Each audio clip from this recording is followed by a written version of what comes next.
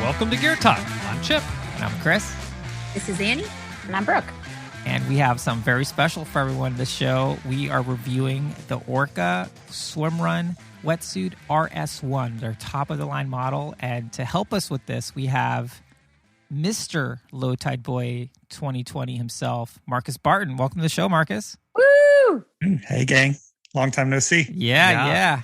This is fun to have you on because you're probably like the most experienced swim runner in America at this point. So, and you and I, so the backstory behind this wetsuit, we were talking about it, and you texted us or something. And you're like, I have it. I'll show it to you. So I convinced you to bring it to Orcas, which didn't take a lot of convincing.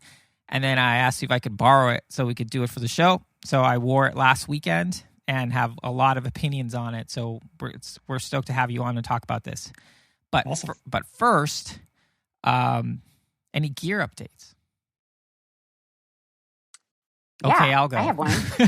Go for it. Oh, Go for it. So I think on our previous show, Chris, you convinced Annie and I to both purchase surf ears. Right. All right. And we frantically did before the Orca swim run. It was such an impulse buy. It was such an impulse buy. That's the only way I'm going to buy $60 earplugs, but Exactly. I did. Well, she texted me. She's like, did you buy them already? And I was like, yeah. She's like, shit. And she immediately, it was like 2 days before the race. But we trialed them on our fun swim run on Saturday with everybody, which was a blast. And I was like, dang, I don't like these. Like, I can hear my own voice and everything's echoey. And then Annie gave me the pro tip of really getting the smallest size and shoving it in my ear. Mm-hmm. And I did. It resolved all sound issues. It was glorious. I'm in love. Wow. Because there's different sizes of fobs, which is key to try them all. Yeah, it comes with little attachments to make like if you got like big, huge ears or tiny ears. So and it comes with the biggest one already on them. And that felt comfortable in my ear, but it made this real, like, almost like I was in a wind tunnel kind of vibe. And then once I went to the smaller ones, I could hear everything perfectly. Cool. But I will give one piece of advice if people choose to buy these earplugs, or any earplugs for that matter. I attached them to my goggle strap. And then on like the third swim, my goggles broke, which has never happened, but I had a backup pair because it's my biggest fear in a race. Thank God. And goggle anxiety now. While I'm running behind Annie, who remember is like master trail runner, I'm like trying not to trip over roots and like undo my $60 surf ears from my broken goggles and reattach them to my new pair of goggles while running and get them ready for the cliff jump. So I recommend, Chip, you told me to attach it around my neck, which I did not realize. That's what I've just seen Chris do. I've never even used these things. Yeah, you just use the lanyard and put it around your neck. That's what surfers do. So that's what I did. Well, surfers know what they're talking about. So I loved the surf ears as well. I could hear everything Brooke said, which is you love that, one Annie? is challenged to say whether that's a blessing or a curse. But I'm just gonna go with the fact it was only a blessing. Time will tell. It's a catch-22. Well, that's great. That's great. I'm glad that you guys liked them. I'm actually, this is an insider into the Low Tide Boys production team. You're wearing them right now? No, we're trying to get the creator on the show to talk about how he came up with it. Just to talk about the technology, because I'm super interested in the technology. Just kind of geek out. For sure. Marcus, are you an earplug person? I am not, but even after Orcas, when we sat around and was talking about the surf ears, it's something that I want to try out. I've had a couple of issues in some of the colder races when you get out and you go to stand up and a little wobbly, bounce off a couple of trees as you get your balance back. But one day I will tell you guys the neurological reason for that, but not today. It has to do with the temperature of your inner ear, right? And causing a nerve issue. It's stimulating the vestibular nerve. Exactly, Marcus. Brooke, you took the words right out of my mouth. So your sound issue with the larger ones, do you think it has something to do with the membrane in it that allows the sound to travel through? Do you think it has something to do with how close it is to your eardrum that may have caused I think it has to be tucked all the way into your eardrum like a seal, to omit any air. Yeah, like a seal. Interesting. Yeah. Exactly, because it has anyway, we can save that. Apparently, for, earplugs are all the rage. Yeah, Hey. should we just skip the show and talk about surf ears? Let me tell you, I'm very happy that you guys had positive experiences because that's what I'm trying to do here. I'm trying to promote positive experience. Okay. Yeah, so that's great. Other gear updates, first impressions. I've been training more in the Arc Vig in preparation for Odyssey Austin coming up here in just a few weeks. Very excited about that. I will say I did get some chafe on my neck, and I don't ever lube up anymore. So I know I had it coming to me, but I also thought during my swim today why it happened is because the wonderful thing about the Vig is you don't really have to unzip as much. Mm-hmm. So I had it zipped up kind of a lot for some of these shorter runs that I was just holding my paddles. And normally I unzip and put my paddles in my kangaroo top. So I think it was, I was running, I was doing other activities beyond swimming. So I think it got me a little bit more rub on my neck. But I got two little, pretty good, decent little. Yeah, I matching. think you got the neck chafing from running. Well, I think because I had my collar engaged the whole time as it was in the hook and loop Velcro system. Or was it because you were turning your neck around, being like, "Chris, come on, let's go"? He was He's I'm putting my he was just being a tourist and just turning his head all the time, I guess. Oh, okay, he was like, "Ooh, as I Golden ran Gate past the Bridge." sourdough. So I recently picked up a pair of, what are these called? It says on the Adidas. Yeah, they're Adidas Terex Speed Pro trail shoes. They look like a great shoe for swim run. By the looks of it, these things have all mesh, very racy, very minimal, very similar to the Salomon Amphibs, but I even think that the mesh it's even better for draining. So more info on it looks this like later. it'll hold up better than the Amphib, because the Amphib kind of has that rubber exoskeleton kind of thing, and this one just has this really nice looking mesh on it. Yeah, they fixed that for the V2s of the Amphibs, but it's still a little sketchy. This looks like really well designed, but we'll talk more about this. Adidas Terex Speed Ultra Trail. Speed Pro. Pro. They look like they're probably a half marathon or under trail racing shoe. Yeah, they look almost like a very minimal cross country, cross country racing flat. Exactly. They're on sale for $105. Oh, damn, that's pretty good. Adidas is not typically known for trail shoes. So I know, and that's why it's so interesting. I think this one's trying to hit the OCR, obstacle course kind of thing. Yeah. That's actually, I love that pathway for finding a swimrun shoe. That's how I found some of my favorite swimrun shoes is look at what's crafted for OCR, because it's a bigger industry right now. Obstacle course racing. Yeah, and you know what people are doing, some of the colder races, they're doing them in the Vigs because it's like a perfect suit for running around and doing a bunch of random stuff. Whoa. Yeah. Nice. That's cool. It's pretty cool. Any other gear updates? I have a guest gear review. Let's hear it. So Brooke and I met the Jersey Boys at Orca Island. I love the Jersey Boys. The Jersey Boys. They're our number one fans. Oh my gosh. And I actually need to specify that it's not the Jersey Boys. It's not like the Low Tide Boys. It's the Jersey Buoys. Boys. Which I didn't realize. Love it. So clever. Love so it's it. Adam and Matthew, and they're both from Maine. So they've done Casco Bay, and they know those waters well, but they came out for Orcas, and That's awesome. Adam, I think he tried a new wetsuit, maybe in the race. He may have gotten it the week of the race. Nice. He had been hoping that an ARC suit would work out for him, but he is of a larger, more broad-shouldered, kind of barrel-chested body type, and the ARC suits just didn't work for his body. And so he wore an Udder wetsuit, UTTER, and I was checking it out because I had never, they'd not come across my radar before. It's a French brand, and it's perhaps that's how you pronounce it if you're not from Maine. Yeah, and if you're not French. Yeah. And yeah, he loved it. He said that it worked for his broad shoulders. He cut the sleeves off and felt that it was a great suit. So he didn't offer a ton of details, but he did give it his stamp of approval. Cool. And I think it's notable. I'm not sure if his partner would recommend it to anybody else or if he's ever going to do it again. But I think it's totally always an eye popper when I see somebody out on the course of a swim run with flippers. Because you can use boy. flippers. Of course you can use flippers, but not many people do. So Matthew had like angler's fins, which are apparently something that fly fishers use. I can't wrap my head around how or why, but he got them at Cabela's, and Wow. they were like solid black plastic and weighed about 4 pounds each. And you could put them on over his shoes. So they worked really well for the swims, he said. But on the cliff jump, he hit the water. His angler's fin popped off his shoe, hit him in the face. hit him in the face, Oh, knocked the lens out of his goggles. Oh.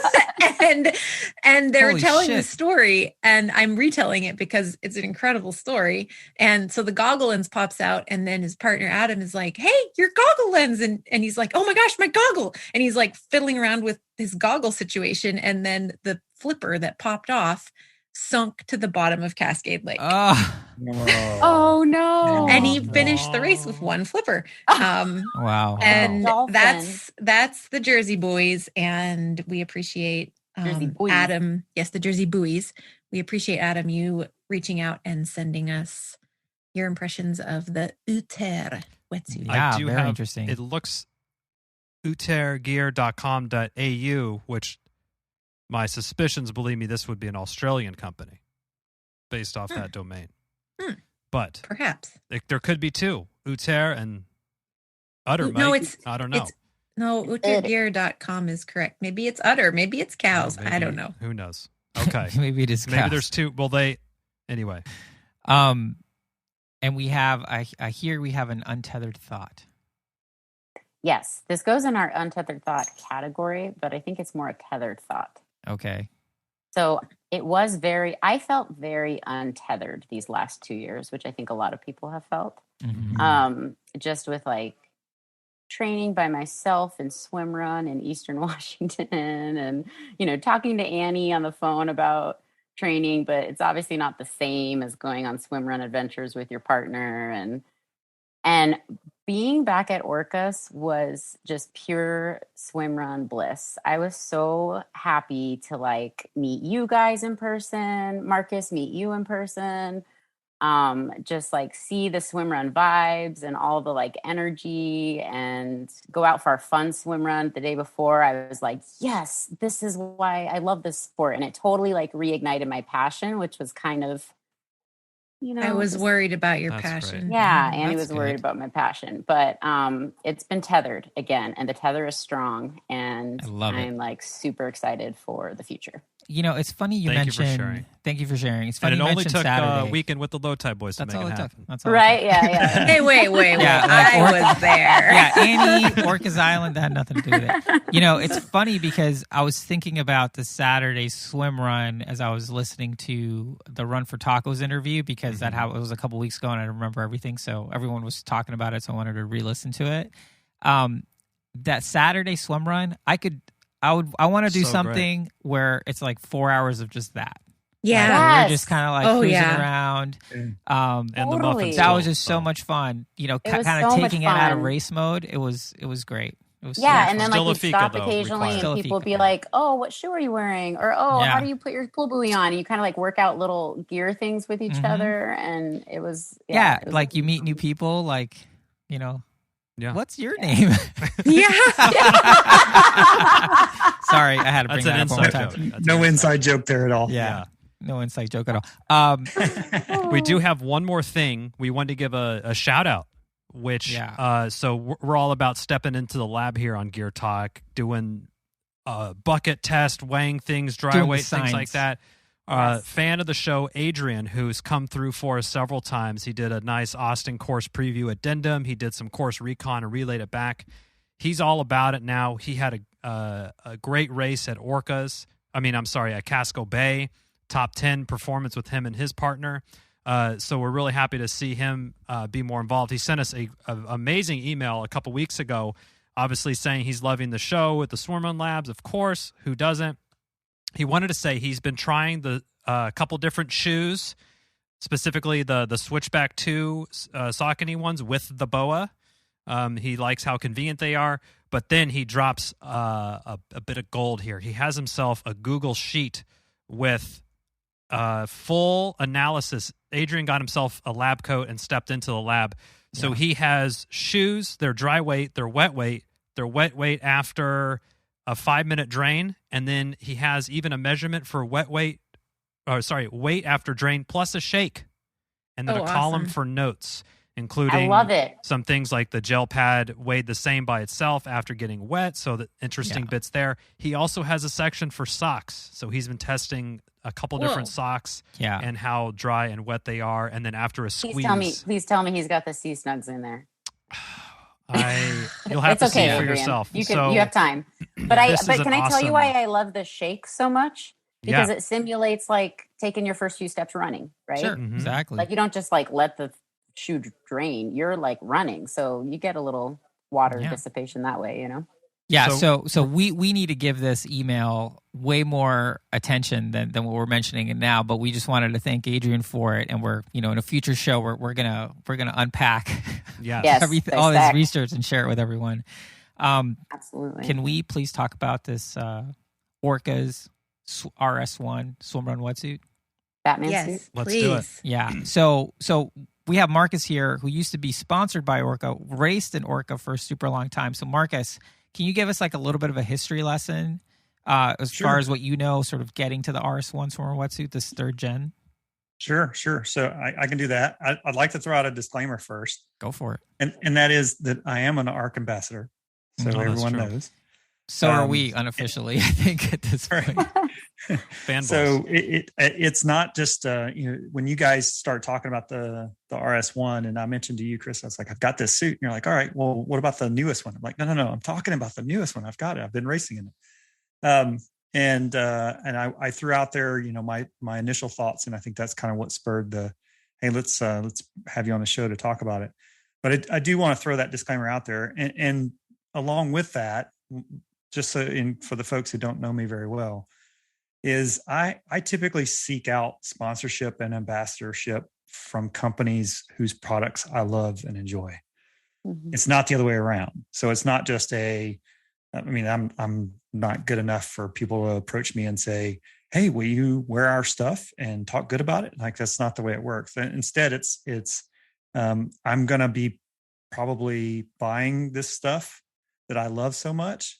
So why not hook up with the companies that make these great products and be able to show, to the other people in the races, to other people that are doing swim run, how much I love them. So with that said, the way that we came about getting sponsored by Orcas was not my doings. It was actually Dan Kimball, who I was racing with at the time, and is the guy who did Otelo back in 2014 and then turned me on to it in 2015. And so when we were racing in 2014, 2015, 2016, we were racing in the OG head suit. The one that actually had the Otelo logo right printed on it. So we purchased that suit back before we did both Rockman and Otelo and prep for those races, because we're like, we can't be doing this in tri-suits. And so we were racing with those suits, and we had noticed that they were quite heavy and quite warm, especially for races that we were doing in the US. And so Dan knew the Orca's rep, who just so happens to live in North Carolina up in Asheville. And so he reached out to him and started the conversation. And he's the one that got us the ambassadorship or sponsorship or whatever you want to call it. Mm-hmm. And we originally got the core suits we had purchased. And that's what caused him to say, hey, these are pretty good, but let's check out this new suit, which was the original Gen 1 of the RS1 suit, which we got and raced in. And then when they came out with what I consider the Gen 2, which is the RS1 that you have in your hands, we raced in that one for a while. And I had kind of transitioned to making a couple of races. If I give you the history of how Dan and I first got started, when Swimrun NC came about in 2015 or in 2016, I wanted Dan to race that race with me, but he couldn't because he was going to go over to Sweden and do a big Sweden triathlon. So he couldn't do the Swimrun NC, and that's when I started racing with Caleb Beatty. Fast forward a couple of years, Caleb and I raced Casco Bay in that suit, in that RS1. So I've got feedback I can give you that he gave as well. Cool. But we definitely felt that suit, just initial thoughts that suit was definitely an improvement over the Gen 1 RS1, which had the really, really thick legs. Yeah. Which you guys all know now, with having experienced some swimrun suits that have real thin legs. Really thick neoprene helps from a buoyancy standpoint. It doesn't help very much from a running standpoint. Exactly. Yeah. But that's the history. I'm sorry, I kind of got started. No, that's good. I mean, that's what we wanted. The website describes the RS1. I was reading it to Chipper in as sultry voice as I could, but because it's just like it's so ridiculous. It's like with the goal it is ridiculous of bringing the latest innovations to the world of swimrun, we present you with our 3rd generation wetsuit, the Orca Swimrun RS1. Oh, it's the 3rd generation is what they're saying. But I guess it's the same as the 2nd. So anyway, well, they claim... Well, 3rd generation wetsuit. First one was right. Orca. The 1st generation was the core. The core, yeah. Oh, gotcha. That makes sense. They claim that this wetsuit was created for swimrunners by swimrunners, but I think once considering myself a swimrunner, I definitely would have suggested some different things than they had. But they say that they're using a exclusive Yamamoto 44 material in the shoulders that offers unparalleled elasticity for swim strokes, and its revolutionary vest-like construction allows you to open the wetsuit without having to remove it during a race transition. Mm-hmm. The new super elastic material in the lower body will allow you to run freely, as well as prevent any abrasions thanks to its durable fabric.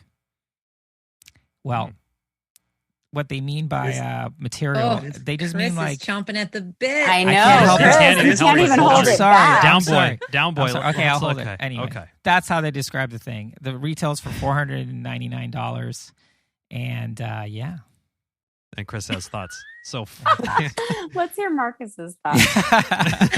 Why you gotta do me like that? So they have. So this comes in men's and women's sizes, and they have European style sizing from 4 all the way up to 11 with a MT, a medium's tall, I guess, thrown in there somewhere in the middle, men's and women's. And this is, their top of Marcus, it looks very, I mean, I'm obviously just looking at pictures on their website, but it looks very similar to the Corp, except for, of course, the thinner run bottoms and then the vest like open. Is there anything different about the upper that's different from the Corp? The core or the Corp? The Corp. Sorry, I keep adding a little silent P there. Yeah. The pockets. So the core only has that one little leg pocket. French fry pocket. Yeah. Yeah. It has that one little small pocket on the leg. And so you have pockets in the suit. Yeah. Like those mesh, it says mesh pockets. Yep. For extra buoyancy or for. Yeah. That's, you can well, put that's like, in the legs. So they have, if you, I'm sure you probably found it by mistake, Chris, when you put your feet into the legs, you probably got one of your feet caught on one of those mesh pockets. It's on internally.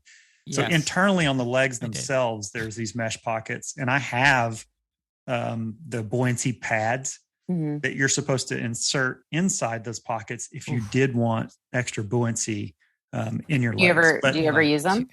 I've used them a couple of times in like a test swim, but what I liked about that suit over the original RS1 was the fact that the legs weren't thick and very buoyant.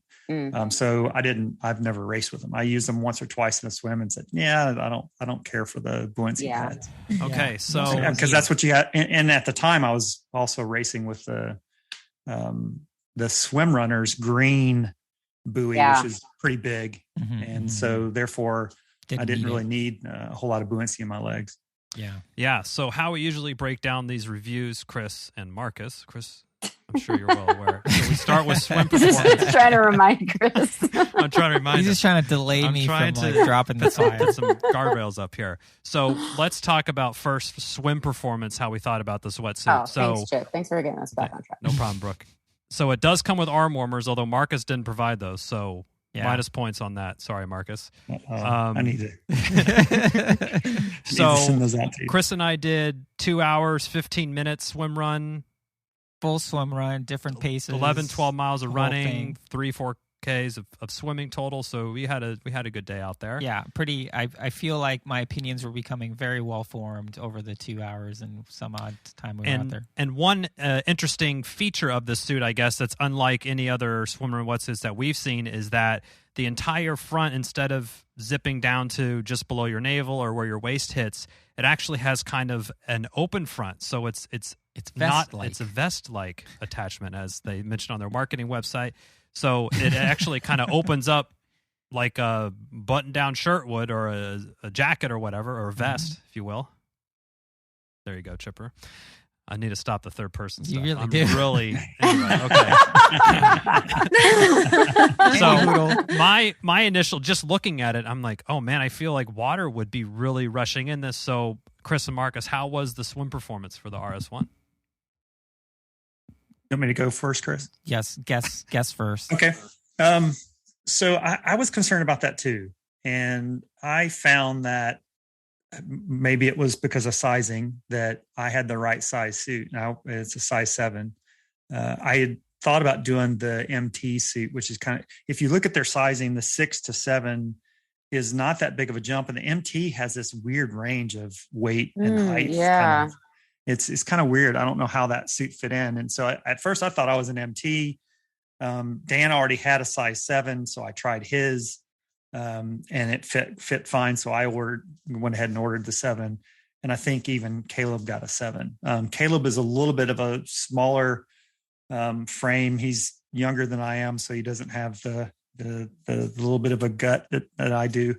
Okay. So I think Here it fit him a little bit looser around the waist than me, but it felt great. And I didn't have any issue with water rushing in like I really kind of expected it. I thought it was tight enough around me that it didn't rush in, but there definitely was. It's like, as soon as you got into the water the first time, you do feel that dump into your pants kind of thing as far as the cold water goes.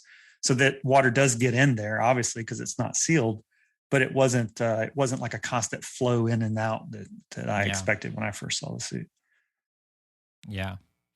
I mean, I'll say that putting it on is the easiest wetsuit to put on, swimrun wetsuit I've ever had. It did look to be a breeze. It's very easy. I think, I was also worried about, same thing as Marcus, of just being super cold in the belly region. But yeah, it actually worked really well. There was maybe a little bit of water, but it did feel like it was sealed in its way at the bottom. And yeah, I mean, I thought that the suit was very buoyant, almost too buoyant. And that might just be because I'm used to using arc suits that are just so much thinner. I thought that the material on the shoulders was pretty thick, despite what they claim.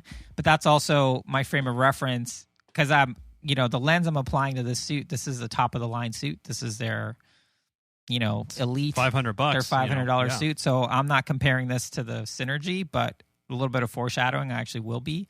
So I'm expecting top of the line materials. I'm expecting when they say thin shoulders, it's going to be thin. It was pretty thick, and it reminded me of the other Orca suits that I've used. So it was fine. But yeah, the one thing I really liked about it was, for cold weather, cold water, this would be a great suit because the back panel is as thick as the front. So for cold water, it keeps you nice and toasty. But if you have to run in that, it got pretty warm in there. I really liked the neckline. I thought it was nice and low. It was good seal, just the way like Brooke and I like it, kind of like no mock. You don't like the mock turtleneck? Nice low on the neckline, and yeah, it was pretty comfortable to swim in. Yeah, it is definitely a thicker suit. It's definitely a warmer suit, and that's a plus. And it is a downside that if you're going to do any kind of appreciable running in it, you will get hot. Mm-hmm. The good part is that because of that open fly kind of configuration, it doesn't take a whole lot of effort to get cabbed down. Yeah. And it's even easier getting cabbed back up. So, and that's how predominantly when I raced in it, that's how I used it, was if we were doing anything longer than a 3 or 4 mile run, the thing's coming down. Because I have a tendency to overheat on longer runs, especially if there's climbing involved. And we did swim run NC in this suit. And as soon as we got out of the lake and started heading up Moore's Wall, I had to cab down. There was no way I was going to run up Moore's Wall with that suit up. Now, Hey, Mark. Sorry. I was going to say just real quick, if they do provide the buoyancy things, people getting into the sport sometimes think, oh, do I really need the pull buoy? Is that necessary? They're sold separately. Oh, they're sold separately. Is that an option that you think you would have enough buoyancy if you didn't want to go the pull buoy route? If you slid those two things in your thighs, would you be good to go from a buoyancy perspective? It definitely is not going to replace an arc keel. Yeah. Okay. Yeah. I had a feeling you were going to say that. But it definitely will not. It probably replaces. I think it probably replaces like a regular old pull buoy, like a tier pull buoy or something. Yeah, I mean, if we look at, like, I'm talking to the right group of people. If you look at the science behind the amount of buoyancy that keel or keel plus provides, so there's no way you're going to provide the same amount of buoyancy with, 1/2-inch thick pads that are probably 4 inches by 10 inches. But what if I were to take Chipper's small keel that he just sent to me and like slice a nice 2-inch like pad? Would that replace it? No. Yeah. I had a question. You, Marcus, you brought up the sizing chart, and this is just me being a woman, but I was wondering why there's so much variation in men's sizes. You guys got like 9 different sizes to choose from, and very little variation in women's sizes. Do you know what's behind that in the development? I don't know the story behind that. The only thing I can think of is men are just being pickier. I don't know. I just threw that out there. I have no idea. Okay, that's a good question. That's a good. That's and I've had back when we first started getting some of the ladies into swim run. Like the Adorkables, like Trista Menon swam with us at our master's class when Dan and I were first getting into swim run. Meredith, her friend, there's a couple of different people in our master's group that got into swim run because they saw us doing it, and they all ended up with Orca suits because that's what Dan and I were racing in. Sure. And so they all of them experienced and kind of expressed some of that. It's like, why do you guys have so many choices and we don't? Yeah. I'm not sure the story behind it. That's a good thing to bring up, Brooke. It's, and I think that this can actually say a lot about whether a company truly is investing in the R&D to create a women-specific product, or if they're just putting it out there out of a sense of obligation and kind of not putting as much attention into crafting something that truly is going to work for the female body. I'm just looking, there's 9 different sizes in the men's model, and there's 5 in the women's model. And I think it's safe to say that females have at least 9 different types. Equal anatomical variation capacity to men. But it's also a testament to companies like ARC, which you see parallel sizing ranges for the men's models and the women's models. But I would challenge any company that doesn't feel like they need to create as much of a specific product for their female audience to rethink that. Orca. Amen, sister. There you go. And that sizing, I'm looking at the website now, that sizing also holds true for like their women's tri-suits as well. Yeah, it's such a bummer. Unfortunate. All right, moving on. Yeah. Well, thank you for calling that out. Definitely. Screw that. So that's not cool. Let's transition to the run portion where I think most of not transition. We can transition to transitions since it does have the vest style. If you want. Yeah, we talked about it a little bit, Marcus. Like, cabbing down was just ridiculously easy. I thought, like, I cabbed down once just to kind of go through the motions, and there was just a lot of wetsuit flapping around. That's what I was going to say. Is it easy to like? It was like a tail. Is it easy to manage the bat cape attached to you? I ended up after you take it off. Find the 2 zipper ends. I actually ended up putting it back on and just kind of like zipping it up just a little bit. So I was just doing like the chipper, like open chest, but not cab down thing, just like a normal zip down. I love that that's called the chipper. I mean, I was looking right at him. I was literally looking right at him. It's like a new, like, low V-neck style of wearing anything. So it's very sexy. I was making deep eye contact with Chipper as I was saying that. I thought it was just a lot of material hanging around. Cabin up, I tried to do it on the run, and actually thought it was pretty tough because just trying to get the zippers sorted into the little slot so I could pull it up and stuff while running. I ended up, I'm glad we were running sort of like, I think on the beach, so I wasn't worried about tripping on something. But if it was like technical, I'd have to stop to do it. So I wouldn't like lose some teeth. But I had to literally help my dad do that today. Zip him up. What, a swimrun wetsuit? Lose his teeth? Yes. Like a lined little zipper. He's trying to put his jacket zipper with his like fleece zipper and they weren't lining up. Yeah. I was like, Dad. It's annoying. So I can imagine that would be hard on a swim run. Yeah, with like cold hands or whatever. Like or paddles like paddles or whatever. So is it it's a two-handed maneuver? Is it like a big zipper? Yeah, it's a nice gauge. It's not as big as it's not as big as the one on the Arc Ornos. No. It's I don't know. Or the one on it's not like your jean shorts.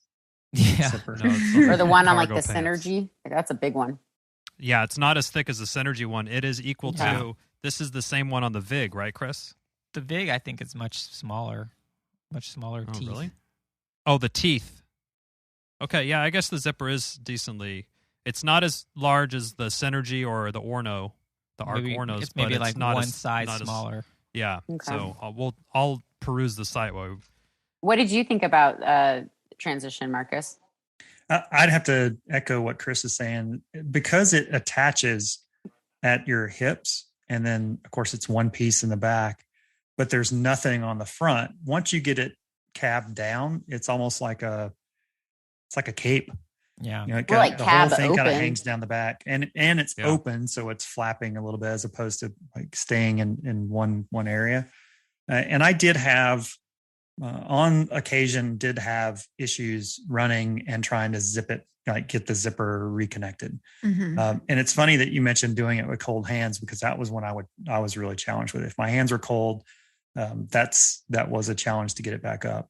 Once you had it cabbed down, getting your arms into the sleeves and getting them over your shoulders, that is a piece of cake because it's wide open. So easy. But it's that fighting with that zipper and getting that zipper started. And then you got to hold that entire bottom panel to get the zipper to go up. Otherwise it'll cock to one side and you'll fight with it a little bit. The only other suit that was easier to cab down in was that original OG head suit, which had a zipper on the front and the back. Once you got that thing unzipped, it just fell off of you like a banana peel. It was really, really odd. It's a major visual right there. Yeah, I'm getting the Family Guy when Brian's in the peanut butter jelly. Yeah. I'm getting that like GIF on the show notes. I'm getting meme material for you guys. Yeah. Oh yeah. Marcus's head. My Photoshopped 2-year-old on son loves that song. Peanut butter jelly time. Yeah, it's a good one. Okay. Well, Chris, I think we got to let Let's you talk about running. Run free. There's on one this other. There's one other aspect to transition that I think we should cover. So there's I guess we can talk about pockets later, but there's I noticed it. I didn't notice it as much as Caleb did, but I did notice it. Is that especially at Casco Bay, where there was lots of beachy areas where you're coming up out of sand. And there's waves that are rocking against the shore and stirring up the sand, or there's other racers in front of you that are stirring up the sand. Is that I don't know why. I can only hypothesize that when you're bent over and you're starting to stand up, that creates a bunching on the front of the suit, and so it opens up that panel. It creates a gap, if you will. And it would suck that water into the suit. Like from the bottom? Stand up from the bottom. Like a seagull. Then you would stand up and you'd have the sand in your suit. I totally hear you. Yeah. And after Casco Bay, that was a big complaint from Caleb. He's like, man, I have so much sand in my crotch right now. That sounds hellacious. Yeah. Oh man. Whoa. It wasn't a Sunday, was it, Marcus? No. It wasn't. Okay, that's good. That would all be... races are on a Sunday. Yeah. Well, Sunday, Yeah, I know. It would probably be better if it was a Sunday because it would probably drain out and wouldn't get caught up in underwear and your britches. Whatever else you're wearing. Yeah, that's. But that was a weird aspect to that. It creates like a negative gap. Like a negative pressure siphon. Mm-hmm. Yeah, right. totally. There you go. Pelican pouch. Right on your front. Right on your front. Yeah, well, that didn't happen to me, but I can totally. As you're saying that, I can see how that could happen, especially like something like Parsons Landing on Catalina, which is just tossing you all over the place. You could just be full of sand after that. Maybe your partner just needs to learn how to like levitate from a straight horizontal to a vertical without bending at the hip. There you go. Recommend yoga. Burpees. Or just get a different suit. Oh yeah, there's that option too. And I later asked Dan about it, and he's like, "Yeah, I've never had that issue." So interesting. Maybe it could be a fit thing as well. Yeah, that's true. It could be. All right, the run, Chris, have at it. Well, the nicest thing I can say is that this would definitely be a good suit for cold weather. The back panel was pretty thick, neoprene-wise, and got pretty hot like right away. Again, I'm used to fancier suits where the neoprene is appropriately placed for buoyancy and heat. You're just a spoiled swimrun boy. I am. I totally am. Well, here's the thing. I'm not applying some entry-level lens. Like, I would not be saying any of this if we were reviewing the Synergy or one of those suits. For sure. Like I said, cabbing down was super easy, but there was a lot of stuff flapping around. The legs were not running plus or running plus plus. They're essentially non-smooth neoprene that was pretty flexy, but it was wetsuit material. Running in it was fine. There was like a little bit of bunching up in the front, like crotch area, which was interesting. I don't know if it was the wrong size suit. I mean, it felt like it fit fine, so that might be some sizing thing. But yeah, I mean, I was pretty unimpressed. I think the little pockets in the waistband, those are completely worthless. Well, Marcus kind of tipped me off on that. He's like, don't even try to put anything in there. And I was just like, I mean, Chipper, you and I were looking at him. We're like, what the hell are you going to do with this?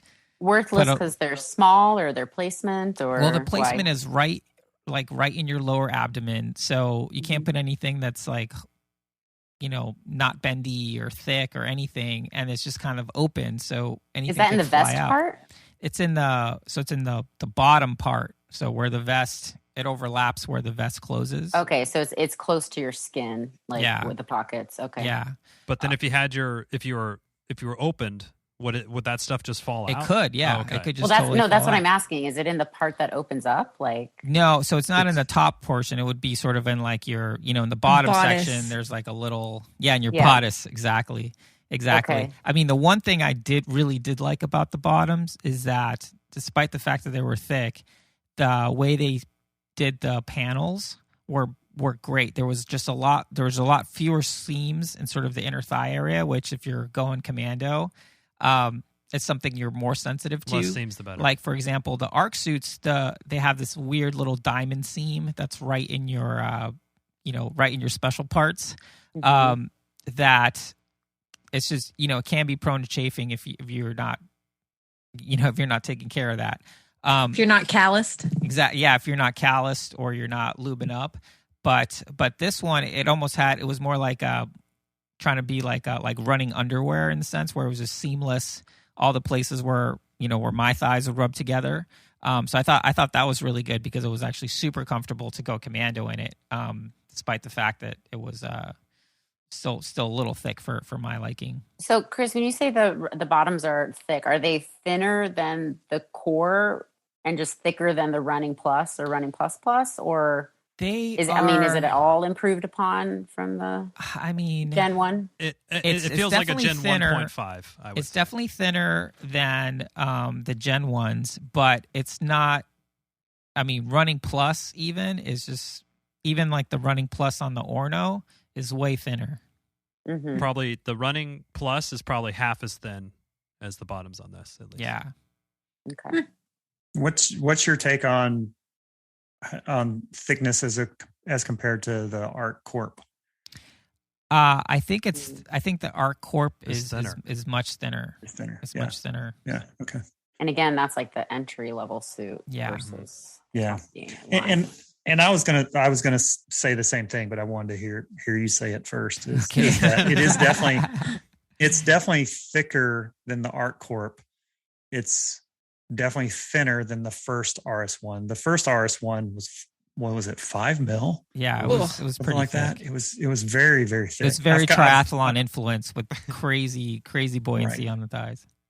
Right. It would not fit it would not pass a triathlon spec. Yeah. Because it would be too thick. But I want to say it was either 5 or it could even be 7. I'd have to go back and look. But it's definitely thinner than that. I kind of felt the same way in that, first of all, the pocket, to describe that pocket that's at the waistband, the way that suit fits me is that waistband's like almost right at my navel. And so that flap covers all that up. And if you look on the website, you can kind of see a little bit. It's not an ab on the model that they have this thing on. It's actually the waistband that kind of goes across it. So it's 2 inches above the bottom of the top panel.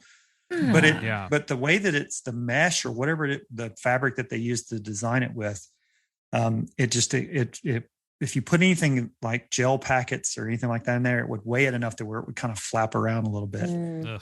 And so I don't think that was very well designed as far as the pockets go. And that's why I told you, Chris, like, don't even, like, I tried a couple of times and I ended up losing some gels, and I didn't think that it was very, very useful. Well, I definitely took your word for it, because, when I put it on, I put some stuff in there and I was like, nope, I don't want to lose this gel. It's like, I don't want to litter. Yep. But as for the legs, it was an improvement over the first one by far. It was a lot better to run in over the first one. But for some reason, I didn't know if it was all in my head because I hadn't tried anything else out. But I kind of just felt like after some of the races that had more climbing and more running in them, that later in the race, my legs felt constricted. Mm-hmm. And I didn't know if it was just because they felt swollen because I'd been racing, or if it was just in my head and I was playing head games with myself. And I'd even complained to Caleb and Dan and even Keith when I raced with Keith that man, my legs feel like they're constricted, and it felt like my quads were achy and hurting and like I couldn't climb. And I didn't know if it was the suit or if it was just in my head. But after racing in the Corp, which was the first ARC that I used, I do think that there is probably a little bit of truth to the thinness of the legs that definitely helped my situation out. Again, it probably has something to do with my training or the way that I run and whatnot. But I think your suspicions are correct, Marcus. Mm-hmm. Like the additional resistance that thicker neoprene presents on your thighs, like especially for hill climbing where you have to do hip flexion, that is absolutely a factor. Yeah. So that's my take on this one, is that it you have to take that into consideration. Yeah, I mean, I think, yeah, totally. All right. Any final thoughts, or do you want to jump into the review? The pool. I have a quick question for Marcus. They talk about like made for swim runners by swim runners. Do you know like what kind of testing it goes through during development? Because it seems like a lot of the things that you guys are all agreeing on and bringing up would have been like issues brought up during testing. I know that one of the things that even when we got the first core suit and the first RS1 suit, one of the things that Dan really wanted to do is provide feedback. He had some ideas of changes that he wanted to make to those suits that would what we thought would make a good addition to the suits. And it was before this version of the RS1 came out. And I don't know if it was, and you have to kind of keep in mind that we're talking, 2017, 2018, 2019 timeframe. And Swimrun still growing in the US. And this being a company based out of Spain, is that, you're going to get a lot of European folks probably wanting to provide some feedback. And I don't know if they just discounted the feedback that we had to give, but they just didn't really take the feedback. Make it into it. Yeah. Probably didn't read it. So I don't know how much R&D that they've done as far as the feedback, like things that we're discussing, but there are definitely some swim runners that both work for Orca and are familiar with Orca and the organization. So it's definitely some feedback being given by swim runners for sure. Okay, cool. Nice. Yeah. All right. Well, I think let's give Chris and Marcus can give their pool buoy rankings, and then I have a little thought discussion after this if we want to. Is this part of Chipper Chimes In? No, the Chipper Chimes In section? segment it's over. It was just one and done. It was a one-hit wonder. No, we're gonna bring that back. So, Marcus, if you're for the unfamiliar, we assign a rating of pool buoys from 1 to 5. Half pool buoys are allowed. Half buoys are the only acceptable fraction. And don't pull a Brooke and just give one rating. Or multiple ratings. Don't do the multiple. No, I give multiple. Don't do the Brooke. This or it would be that. Yeah. Just give one rating. Just give one rating across the board on what you rate this suit. We will have Marcus as the guest. You may submit your rating first. Gosh, if I hadn't tried any other suits, my rating would probably be a little higher than it is. Having tried other suits, that does affect my rating. I'd have to give it a 2.5. Whoa! And so hear me out, and I'll tell you why I give it a 2.5. If I, going back to the leg thing, if I hadn't experienced what it was like to run in some really thin legs, I think that would make a difference. I'd like the fly concept, but I feel like it needs to stay one piece. I think that it's a great idea, a neat idea, but I think there's something about it that just doesn't seem to fit. I like the suits that have that one piece feel to it. Cabbing it down so it's not real flappy. I'm not taking in sand into the suit when I'm getting up in the sandy swims. And then the one other thing, and I didn't add my impressions here, was the shoulders. If it for a high-end suit, for a $500 suit, I would expect a lot more flexibility in the shoulders. And I would definitely feel that late in the races, the inflexibility of the shoulders. It's more flexible than the core. It's more flexible than its first generation. But I think that for a high-end suit, it should be a little more flexible in the shoulders. And going to the neckline, I did get chafing every time I used this suit. So I had issues with it every time I used it. So I had to lube up very, very well to make sure that I didn't. I'm borderline 3. Let me put it that way. Okay. I appreciate your honest rating, though. Yeah. Yeah, I think it seems justified to me. That's sort of what I was expecting, but Chris, I think, is ready to drop a fucking bomb on everybody here. All right. So before I give my rating, these opinions were becoming very well formed during our swimrun practice where I was wearing this thing. I don't think it's worth the money. $500 for this suit does not. You don't get the tech that you would expect for that price point. I would take an Arc Corp or a Synergy entry level suit over this any day. There isn't a scenario where I would rather use this over another suit. And some of the reasons for that, again, I think the internal pockets in the waistband were worthless. The lower half of the suit was basically non-smooth neoprene. It didn't feel particularly better running than it did with the Synergy entry-level suit. I mean, again, I was expecting a thinner material. Internal pockets in the front thighs for the Buoyancy Pads seemed unnecessary given how thick the bottoms were. Again, that's also coming from what I'm used to, also using a big pool buoy.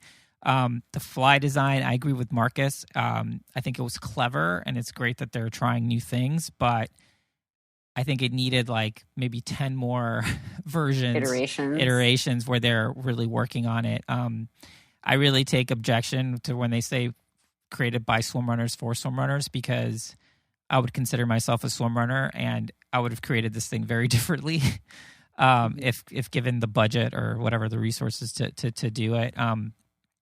I was disappointed, I guess I'd say, because if this is, and I've used Orca suits for a long time. My first Swimrun wetsuit was an Orca RS1 V2.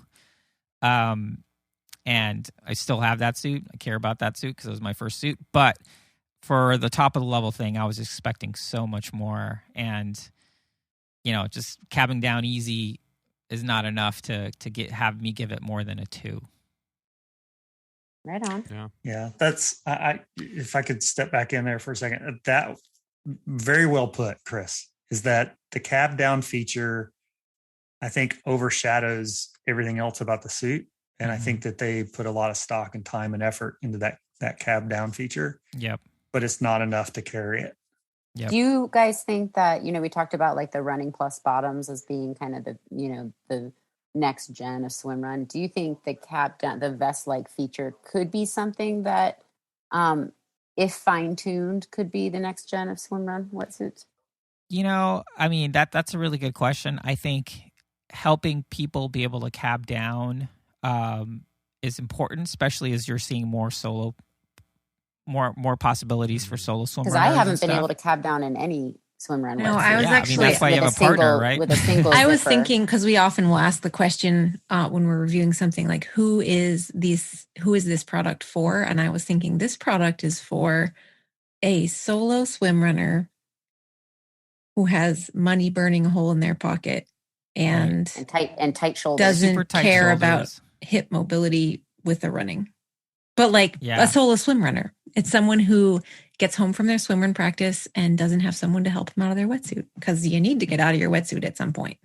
Yeah. I mean, I think that's well taken. I mean, I think, I just can't recommend this suit. I think, creating a suit where cabbing down is easier for people is important. And I think Orca themselves and their, whatever they call their lower level suit, remind me the name of it. Core. The core has like a little zipper in the back. They're doing a lot of stuff with Orca specifically is trying to do a lot of stuff with helping people cab down easier. They have one with a quarter zipper, actually, like a quarter zip on the back, and then this whole full zip situation. So they're testing out some stuff. So I'm guessing. Oh, that's the Perform. I'm guessing that the feedback that they're getting from people is, we're having a hard time cabbing down, like help us with this. And that's maybe where they're over-indexing that's some potentially. Misdirected design energy. It could be. I mean, I think what helps people cab down is having thinner materials on some level. Now, we have a 2 score and a 2.5 from Marcus. Let me ask you two, if this suit comes in at $250, does that change your? Is it? I was going to ask, like, what would you pay for it? Is it overpriced, or if the price came down? Let's just say it's you can snag it for Black Friday's coming up. You can get it for $250. Would you recommend this, or would you say for $250 you might as well buy Arc Corp or the Synergy, what would you get for $250? Yeah, I'd have to say Corp or Synergy, and here's a couple of different reasons why. I mean, this suit came out. I first saw this suit in October of 2018. So they don't have any of the tech that we've had that's been unveiled in the past, since 2018. Right. And if you are doing any appreciable running in your swim run races that you have planned, you're going to lean towards a suit that has the thinner bottoms. And I think, obviously the Arc Corp is going to be for the same price. Even if you dropped it to $250, I would still probably go for that Arc Corp. Yeah. Unless you are going to be doing a really, really cold race and you really need that warmth, and are willing to sacrifice that running bottom and some of the other things that we talked about in order to get that warmth. Yeah. Because to get that warmth in the Arc line, you've got to go to the Orno X and that's going to be a pricier suit, but definitely not for the price that the RS1 is retail today. Yeah. And I think if there's a Black Friday that cut it in half, I would still probably say, if you're going to spend that kind of money, go with the Arc Corp or I haven't tested out the Synergy, so I can't say I can recommend that one yet. Yeah, I would. I mean, I would just totally agree with that. I think even if it's, that's a great question, Chipper. But even if it was just half the price it is now, I would still recommend other suits, just because the tech has expired essentially. Yeah. There's such new tech in the market from it's cool that they tried something new and stuff. But I think if someone's asking me what suit they should have so they can have the most positive swimrun experience and hopefully get them super stoked and like hooked on the sport, I'm definitely going Corp or for the entry level stuff, Corp or the Synergy at this point from the suits we've tried. I'd back you up on that statement for sure. Well, Orca, you know where to find us. So running hot. And don't find us until you have 5 more sizes. Yes. Yeah, why don't you lead with that when you try to flame us on social media? Well, I think. Can I just say one thing, Marcus? I can't think of the phrase, but there was something that you said on your interview with the Low Tide Boy. Chuckle down to my chuckle. Ooh, I know what you're talking about. Warms me to the cockles of my heart. Warms me to the cockles of my heart. Warms the cockles of my heart. Warms the cockles of my heart. And then on this episode, I really liked your use of appreciable running. Sorry, I just had to say that. How about that? Just so the Marcus Barton sound bites. Barton the wordsmith. We're gonna have to put that on a T-shirt. Yeah. I'm gonna appreciable. Are you cuckles? Swim run for appreciable runners? Yes, and Marcus, thank you so much for being on the show and for giving us your insight and your, from your wealth of knowledge. We always appreciate it, and we love you and we thank you for everything you've done for Swimrun in the U.S. Really? And what's your return address? And are you gonna send it? What is it, like sender or receiver pays? You'll have to pay upon receipt. Yeah. No, I'm just gonna put his address and then the same return address. No, it'll. You guys know I love being on the show. So anytime. Thanks, Marcus. Cheers. Awesome. Appreciate it. Thank you so much for listening to this episode of Gear Talk with the Swimrun Labs. You can learn more about all things swimrun at swimrunlabs.com. If you have any questions or requests for us to review on the show, send us an email at lowtideboys@gmail.com. Make sure you subscribe wherever you're listening to this and your other podcast, and leave a review if you're so inclined. We'd like to thank Riding Easy Records for our show music, and of course Annie and Brooke for sharing their wealth of knowledge with us. We'd like to give a huge shout out to our wives for letting us do this sort of stuff. And until next time, be sure to go out there and go for a swim. And then a run. And then another swim. And then a run. Might as well throw another swim on there. And a run. And then just keep going. Okay. Don't stop. Won't stop. Can't stop.